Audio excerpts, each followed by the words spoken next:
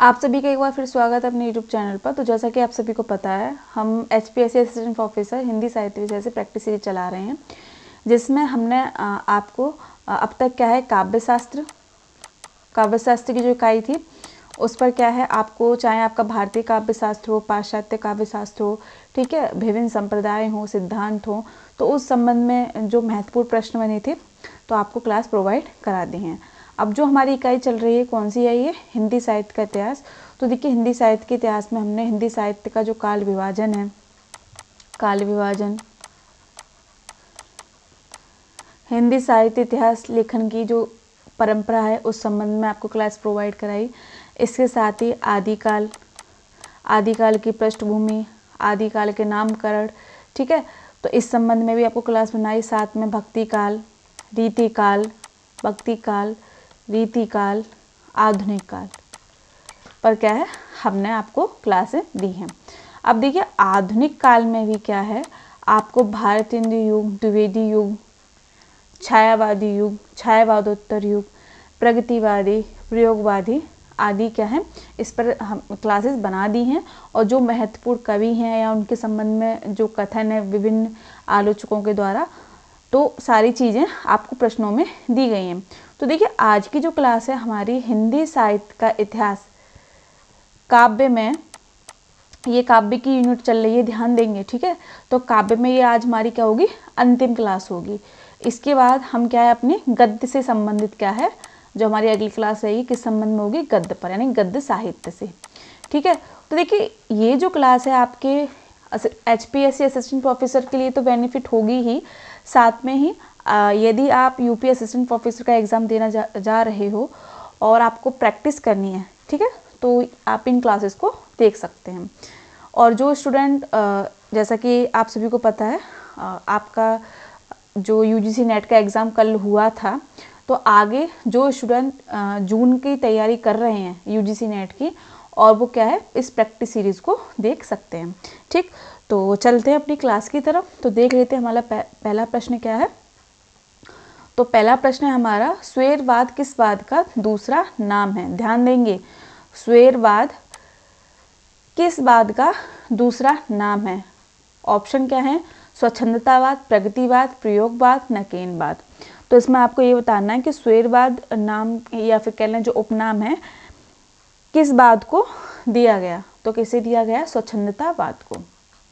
देखिए, स्वच्छंदतावाद जैसा कि प्रगतिवाद के विषय में आप जानते होंगे, प्रयोगवाद के विषय में, नकेनवाद के विषय में।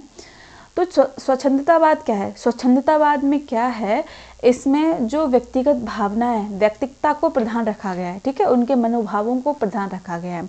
अगर हम प्रगतिवाद की बात करें, प्रगतिवाद में आप देखिए श्रमिक वर्ग, सर्वहारा वर्ग, इनके ऊपर लिखा गया, मजदूर वर्ग के ऊपर लिखा गया, ठीक। जो असहाय वर्ग है तो उन्हें कैसी पीड़ा का सामना करना पड़ता है, आर्थिक पीड़ा, शारीरिक पीड़ा, मानसिक पीड़ा, सामाजिक पीड़ा, तो इनके ऊपर क्या प्रगतिवाद में रचनाएं देख सकते हैं। प्रयोगवाद में आप क्या देखते हैं कि प्रयोगवाद में जितने भी विद्वान हुए उन्होंने क्या है साहित्य में नए शब्दों का प्रयोग किया, नई विचारधारा को जन्म दिया, ठीक है। अगर हम बात करें नकेनवाद की, तो नकेनवाद देखिए 3 जो साहित्यकार हुए उन्होंने क्या है इस वाद का प्रतिपादन किया।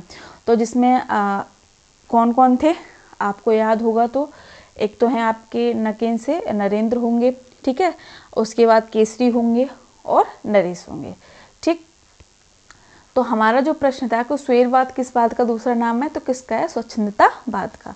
चलते अपने अगले प्रश्न की ओर। तो अगला प्रश्न देखें, कृति से है, मेरा रूप तुम्हारा दर्पण। देखिए, आपको कृतियाँ याद होनी चाहिए, जैसे एग्ज़ाम का पैटर्न है तो आपने कल ही देख लिया होगा, आप UGC नेट का एग्ज़ाम देने गए हो तो आधुनिक काल से प्रश्न ज़्यादा बने हैं, ठीक है, चाहे वो आपके उपन्यास हो, नाटक हो या काव्य से, तो उसमें कृतियाँ पूछी गई हैं। दूसरी बात क्या है, आपको एक सीरियल वाइज लगाना भी है इनको, है ना। तो बात करें मेरा रूप तुम्हारा दर्पण किसकी रचना है, बाल स्वरूप राही की, गिरिजा कुमार माथुर की, रविंद्र भ्रमर की, रविंद्र मिश्र की। तो किसकी रचना है मेरा रूप तुम्हारा दर्पण, बाल स्वरूप राही की। किसकी है, बाल स्वरूप राही की, याद रखेंगे। चलते अपने अगले प्रश्न की ओर। तो अगला प्रश्न देखें, अगला प्रश्न पंक्ति से है, तो देख लेते हैं कि नई कविता के किस कवि को आलोचकों ने अतिवादों को छूने वाला कवि कहा है। महत्वपूर्ण पंक्ति है, यानी कि आलोचकों ने किस कवि को अतिवादों को छूने वाला कवि कहा है। ऑप्शन आपके गिरिजा कुमार माथुर, श्याम परमार, जगदीश चतुर्वेदी, गंगा प्रसाद बिमल। तो किसको कहा है? गिरिजा कुमार माथुर को। ठीक, चलते हम अपने अगले प्रश्न की ओर। तो अगला प्रश्न देख लें, कथन से अगला प्रश्न। मुझे प्रोफेसरों के बीच में छायावाद सिद्ध करना पड़ेगा। महत्वपूर्ण कथन है। देखिए, आपको जो ये क्लास प्रोवाइड करा रहे हैं हम, तो एक चीज़ आप ध्यान रखेंगे, काव्य में आधुनिक काल की अगर मैं बात करूं तो आधुनिक काल में आपको भारतेंदु द्विवेदी, छायावादी, छायावादोत्तर में आपको प्रगतिवाद, प्रयोगवाद और जो नवलेखन के जो कवि हैं, ठीक है, चाहे वो आपके अगीत परंपरा के कवि हों, तो उन सब के संबंध में हमने आपको जो महत्वपूर्ण प्रश्न करा दिए हैं। लेकिन जो हमारी आज ये लास्ट क्लास है काव्य की, तो इसमें क्या है, हमने सबको जितने भी युग हैं आधुनिक काल के, तो उस संबंध में जो महत्वपूर्ण कवि हैं और या फिर कह लें उनके संबंध में कोई कथन छूट गया है या रचनाएं छूट गई हैं, तो उन सबको क्या है आज ही क्लास में रखा है। तो अगर हम देखेंगे मुझे प्रोफेसरों के बीच में छायावाद सिद्ध करना पड़ेगा, तो यह कथन किसका है? निराला का। यदि आपने निराला के विषय में पढ़ा होगा तो देखिए, निराला का जो जीवन है, चाहे उनका आर्थिक जीवन देख लें, व्यक्तिगत जीवन देख लें, पीड़ादायक रहा। ठीक है, कैसे रहा? आप अगर निराला की जीवनी पढ़ते हो तो ऐसा कहा जाता है कि जब निराला की जो माँ थी उनकी मृत्यु ये बहुत छोटे थे तब हो गई थी। ठीक है, इनके बाद फिर इनके पिताजी ने दूसरा विवाह कर लिया, तो काफ़ी दिक्कतों का सामना इन्हें करने पड़ा। उसके बाद इनका विवाह हुआ, तब इनकी पत्नी की डेथ हो गई।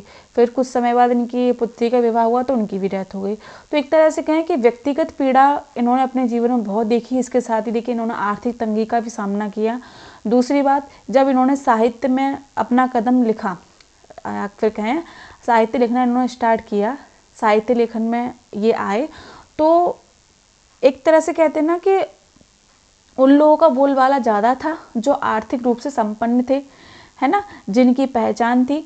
तो यदि आप इनकी जूही की कली के संबंध में जानेंगे तो इन्होंने सरस्वती पत्रिका में उस कविता को भेजा था, तो महावीर प्रसाद द्विवेदी ने सीधे सीधे नकार दिया था। क्यों नकार दिया था? श्रृंगारिकता के कारण। तो इन्हें काफ़ी एक तरह से दिक्कतों का सामना करना पड़ा। इसीलिए देखिए क्या कथन बोलते हैं कि मुझे प्रोफेसरों के बीच में छायावाद सिद्ध करना पड़ेगा, यानी कि मुझे अपनी प्रतिभा को, जो मेरी प्रतिभा है उसको सिद्ध करना पड़ेगा। जैसा कि आप जानते होंगे छायावाद के 4 स्तंभ हैं, ठीक है, जयशंकर प्रसाद, सुमित्रानंदन पंत, निराला और महादेवी वर्मा। तो यही बात इन्होंने कही है कि मुझे प्रोफेसर के बीच में छायावाद को सिद्ध करना पड़ेगा, यानी कि जो महानुभाव हैं तो उनके संबंध में क्या है, मुझे अपनी प्रतिभा को दिखाना पड़ेगा। ठीक, तो ये कथन किसने कहा है? निराला ने। चलते अपने अगले प्रश्न की ओर। तो अगला प्रश्न क्या है कि अगीत आंदोलन कब चला। अब आपको इसमें टाइम बताना है कि जो अगीत आंदोलन है वो कब चला। सन देख लेते हैं, 1954, 1956, 1965, 1968। अगर हम अगीत आंदोलन की बात करें तो ये कब चला था? 1965। ठीक है, याद रखेंगे सन। चलते अपने अगले प्रश्न की ओर। तो अगला प्रश्न देखें, अगला प्रश्न हमारा किससे है? कृति से है। तो देख लेते हैं कि अकेले कंठ की पुकार, महत्वपूर्ण रचना। अकेले कंठ की पुकार किसका काव्य संग्रह है? ध्यान रखेंगे किसका काव्य संग्रह है। ऑप्शन है अजीत कुमार, रड़जे, धर्मवीर भारती, राही, मासूम रजा। तो अकेले कंठ की पुकार किसकी रचना है? ये अजीत कुमार की। ठीक है, चलते अपने अगले प्रश्न की ओर। तो अगला प्रश्न देखिए, पंक्ति से अगला प्रश्न। प्रगतिवाद के, ध्यान देंगे, प्रगतिवाद के संबंध में ये कथन दिया गया और महत्वपूर्ण कथन है। प्रगतिवाद के समर्थकों में स्वयं अनुभूति नहीं, इसीलिए यह पाखंड और ढोंग है। देखिए यहाँ पर एक चीज समझेंगे कि ये बात इस विद्वान ने क्यों कही। सबसे पहले ये जान लेते हैं कि ये पंक्ति किसकी है। तो ये पंक्ति किसकी है? कन्हैया लाल सहल की। किसकी है? कन्हैया लाल सहल की। तो देखिए इन्होंने ये बात क्यों कही। देखिए प्रगतिवाद में जो कुछ साहित्यकार थे, कुछ तो साहित्यकार ऐसे थे जिन्होंने व्यक्तिगत रूप से वो पीड़ा झेली है, ठीक है, वो अपमान झेला है या फिर कह रहे हैं वो असमानता झेली है, तो उन्होंने तो वो व्यक्ति की जो अनुभूति थी उनको लिखा। लेकिन कुछ राइटर ऐसे भी आए जो संपन्न वर्ग से थे, लेकिन उन्हें कहते हैं ना, जो हवा बह रही हो जिस टाइम में, तो उन्हें अपना क्या है स्थान बनाना था हिंदी साहित्य में। तो उन्होंने क्या है दूसरे लोगों पर लिखा। दूसरी बात, जब हम स्वयं जिस पीड़ा से गुजर रहे होते हैं अगर हम उनको लिखें तो हमारे भाव अलग होते हैं। लेकिन प्रगतिवाद में यहाँ पर एक बात समझनी होगी, कन्हैयालाल सहल ने ये नहीं कहा कि सभी एक जैसे थे, है ना। कुछ ऐसे भी थे जिनकी वो पीड़ा सही नहीं है, वो समानता देखी नहीं है, लेकिन वो प्रगतिवाद में लिख रहे हैं सर्वहारा वर्ग पर, ठीक है, व्यक्तिगत जो पीड़ा हुई है, जो सामाजिक असमानता है, तो उन्होंने वो चीज़ नहीं झेली है, लेकिन वो लिख रहे हैं, और लिख रहे हैं तो उनकी कथनी करनी में अंतर देखने को मिल रहा है, ठीक है। वो दिखाते तो ये हैं कि जो मजदूर वर्ग है, श्रमिक वर्ग है ना, जो आर्थिक स्थिति से कमजोर वर्ग है, उनका हमें सहयोग करना चाहिए, उनका शोषण नहीं करना चाहिए, लेकिन दूसरी तरफ क्या है, ये क्या है, उनका ही क्या है, शोषण करते हैं, या फिर कहते हैं पाखंड दिखाते हैं, ठीक। तो ये बात इन्होंने बोली है। तो किसने बोली है? कन्हैयालाल सहल ने, कि प्रगतिवाद के समर्थकों में स्वयं अनुभूति नहीं, इसलिए ये पाखंड और ढोंग है। तो यहाँ पर एक चीज़ ध्यान रखेंगे कि ये जो लाइन है हम हर प्रगतिवाद के साहित्यकार पर नहीं लागू कर सकते, क्योंकि कुछ साहित्यकार ऐसे हुए जिनकी जो भावनाएं थी वो उनकी व्यक्तिगत थी, उन्होंने उस पीड़ा को सहा है, ठीक है। अगर आप निराला को देखो तो निराला थे तो छायावाद के, लेकिन जब आप उनकी प्रगतिवादी रचनाएं देखते हो, कुकुरमुत्ता देखते हो, भिखारी देखते हो, है ना, तो उन्होंने उस पीड़ा को देखा है, ठीक है। तो उस समाज से वो रूबरू हैं, तो इसलिए क्या है उनकी रचनाएं। और आप देखिए, अगर आप निराला को रचनाओं को पढ़ते हैं तो उन्होंने किसी भी छंद का प्रयोग नहीं किया है, यानी कि मुक्तक छंद के वो प्रवर्तक माने जाते हैं, वो रचना पर कोई बंधन स्वीकार नहीं करते हैं, है ना। तो ये उस समय बहुत बड़ी बात थी कि एक ऐसा विद्वान जो हिंदी साहित्य में जो परंपरा चली आ रही थी, छंद को लेकर, चमत्कार को लेकर, चमत्कार पर क्या है, शब्द चमत्कार, ठीक है, अलंकार, ये सारी चीज़ें उनका बोलबाला था। तब निराला ने क्या है एक अलग ही विधान निकाला कि जो आप कविताएं हैं उन्हें छंद मुक्त होना चाहिए, ठीक है, किसी के बंधन में नहीं होना चाहिए, क्योंकि जब बंधन में चीज़ें लिखी जाती हैं तो जो भाव आने चाहिए तो वो भाव उन शब्दों में व्यक्त नहीं हो पाते हैं, ठीक। तो यहाँ पर आप ये चीज़ हमेशा याद रखेंगे कि प्रगतिवाद के समर्थकों में स्वयं अनुभूति नहीं थी, इसलिए वे क्या है पाखंड या ढोंग करते थे। तो इस सब पर हम लागू नहीं कर सकते। मेन क्या है, ये पंक्ति किसने कही है, तो कन्हैयालाल सहल ने, ठीक। चलते अपने अगले प्रश्न की ओर। तो अगला प्रश्न है कि अंधेरे में कविता में अपराध भावना का अनुसंधान किस आलोचक ने किया। अंधेरे में कविता में अपराध भावना का अनुसंधान किस आलोचक ने किया। ऑप्शन है रामविलास शर्मा, नामवर सिंह, इंद्रनाथ मदान और शमशेर बहादुर सिंह। तो कौन है इसमें, रामविलास शर्मा। कौन है, रामविलास शर्मा, ठीक। चलते अपने अगले प्रश्न की ओर। तो अगले प्रश्न है कि प्रयोगवाद को बैठे ठाले का धंधा किसने कहा। महत्वपूर्ण पंक्ति है और ये पंक्ति यूजीसी नेट में पूछी भी गई है, और इसके साथ जो असिस्टेंट प्रोफेसर के एग्जाम हुए थे आरपीएससी का, तो उसमें ये कथन था। तो ये किसने कहा है कि प्रयोगवाद को बैठे ठाले का धंधा किसने कहा है, नंद दुलारे वाजपेयी ने। किसने कहा है, नंद दुलारे वाजपेयी ने। चलते अपने अगले प्रश्न की ओर। तो अगला प्रश्न देखें कि भारतीय प्रगतिशील संघ के दूसरे अधिवेशन के अध्यक्ष कौन थे। महत्वपूर्ण प्रश्न है कि भारतीय प्रगतिशील लेखक संघ का जो दूसरा अधिवेशन था उसके अध्यक्ष कौन बने थे। ऑप्शन रविंद्रनाथ ठाकुर, मुंशी प्रेमचंद, महात्मा गांधी, काका कालेलकर। कौन बने थे, रविंद्रनाथ ठाकुर। अगर हम बात करें कि भारतीय प्रगतिशील संघ का जो दूसरा अधिवेशन था वो किस सन में हुआ, तो आपको सन भी पता होनी चाहिए, तो सन लिख लेते हैं 1938 में, ठीक। चलते हैं अगले प्रश्न की ओर। अगला प्रश्न रचना से है कि 7 भाइयों के बीच चंपा, ये कृति किसकी है, ठीक है। 7 भाइयों के बीच चंपा किसकी कृति है। ऑप्शन अमृता भारती, निर्मला गर्ग, कात्यायनी या मधु कांकरिया। तो किसकी है ये, कात्यायनी, ठीक। चलते अपने अगले प्रश्न की ओर। अगला प्रश्न देखिए पंक्ति से है, तो पढ़ लेते हैं पंक्ति। नई कविता की जो प्रमुख भावभूमि है उसमें मुख्य प्रश्न है सर्वांगीण मानवीय विघटन का मुकाबला करने का। नई कविता मनुष्य की आंतरिकता को फिर से प्रतिष्ठित करना चाहती है और उसके असामंजस्य को दूर करना चाहती है। देखिए जो ये पंक्ति कही गई है, किसने कही है, पहले तो ये समझ लेते हैं, धर्मवीर भारती ने। देखिए धर्मवीर भारती क्या कह रहे हैं कि नई कविता की जो प्रमुख भावभूमि है वो क्या है, व्यक्तिगत भावना है। ठीक है, मनुष्य के जो सर्वांगीण पक्ष हैं, या कहते हैं सर्व पक्ष हैं, उनका विश्लेषण करना। ठीक है, अब देखिए क्या बात बोल रहे हैं कि सर्वांगीण मानवीय विघटन का मुकाबला करना। देखिए मानवीय संवेदनाओं में आप देखिए निराशा, हताशा, ठीक है, जब बुरा वक्त चलता है तो उस समय कैसे मनुष्य के अंदर भाव आते हैं, तो उन सब चीज़ों से हमें कैसे उबरना है। ठीक है, तो आंतरिक जो कमियां हैं, जो विद्वेष हैं खुद से ही, तो उनसे लड़कर हमें कैसे ऊपर उठना है। तो ये किस चीज़ में देखने को मिल रही है हिंदी साहित्य में, नई कविता में।